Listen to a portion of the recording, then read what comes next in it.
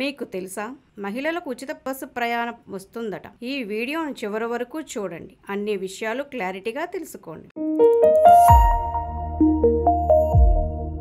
Hi friends, welcome to Renuka Kakinada vlogs. మీరు కొత్తగా వస్తే సబ్స్క్రైబ్ బటన్ హిట్ చేయడం మర్చిపోకండి మరియు నోటిఫికేషన్ బెల్ ని ఆన్ చేయండి. 2025 ఆగస్టు 15 నుంచి ఆంధ్రప్రదేశ్ ప్రభుత్వం ప్రారంభించిన స్త్రీ శక్తి పథకం ద్వారా ప్రతి మహిళకు ఫ్రీ బస్ ప్రయాణాన్ని అందుబాటులోకి తీసుకురాబోతుంది. ఇది కేవలం ప్రయాణానికి సంబంధించిన పథకం కాదు, ఇది స్వేచ్ఛకు దారి. ఇది ఆర్థిక భారం తగ్గించే మార్గం. ఇది మహిళకు భరోసాలో తొలి అడుగు. టికెట్ ఫ్రీ, ప్రతి మహిళ ధైర్యంగా ప్రయాణం చేయవచ్చు. ఇది మాటల పథకం కాదు, ఇది మన చరిత్రలో గొప్ప మార్పు. ఇది ఏపీఎస్ఆర్టీసీ బస్సుల్లో 5 ముఖ్యమైన రకాల సర్వీసులలో మహిళలకు ఫ్రీ బస్ ప్రయాణ సౌకర్యం కల్పిస్తుంది. ఈ పథకం ద్వారా ప్రభుత్వ లక్ష్యం ఏమిటంటే మహిళల ఆర్థిక భారం తగ్గించడం, విద్య, ఉద్యోగం, వ్యాపార ప్రయాణం మొదలైన అన్ని రంగాల్లో అందరికీ ప్రయాణ సౌలభ్యం కల్పించడం. ఈ పథకానికి ఎవరెవరు అర్హులంటే బాలికలు, మహిళలు, ట్రాన్స్జెండర్ పర్సన్స్,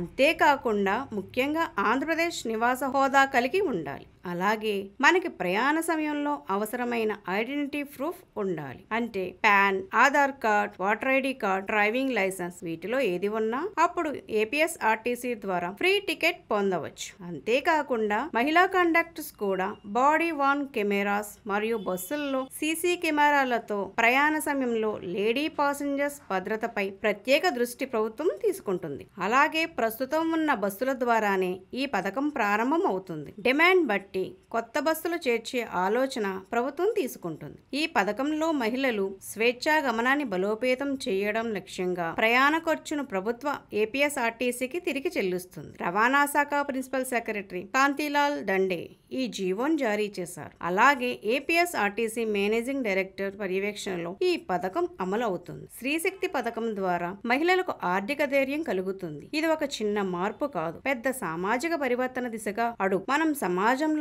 మహిళలకు మరింత అవకాశాలు కల్పించే దిశగా ముందుకు వెళ్ళాలి.